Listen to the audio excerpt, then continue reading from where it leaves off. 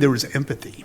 And I think this is so very, very important, and particularly in today's conversations, is that you may not agree, but you can at least understand the other person's perspective and why it matters to them and what they're trying to accomplish. And when you think of it in those terms, it's easier to find ways to make accommodations and to ask for things that they may not have thought about in order to kind of smooth over the differences and get that consensus. So I think empathy and understanding your, I guess, counterparty or, whom you're working with is super important.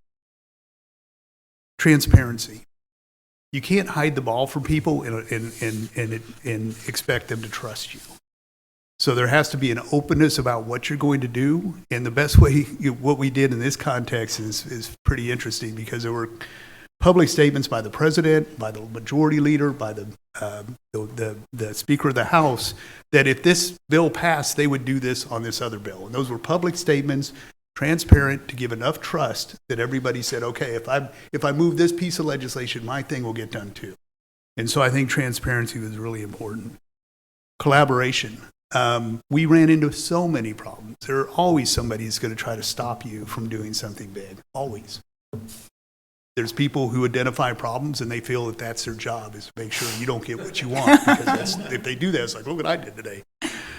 So you've got to have collaboration.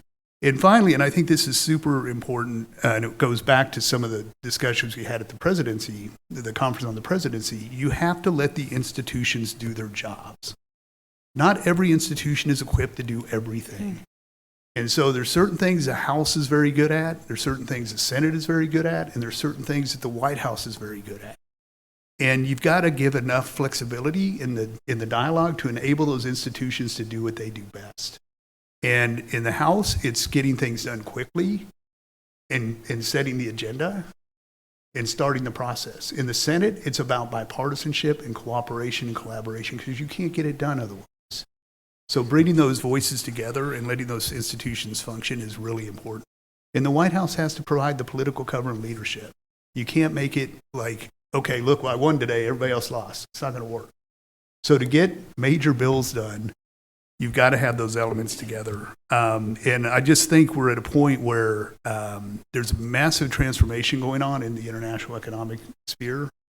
I may be a minority believer that the Congress is going to engage and that this will eventually get sorted out. And I think when it does, we're going to see some of these elements come together to make it happen.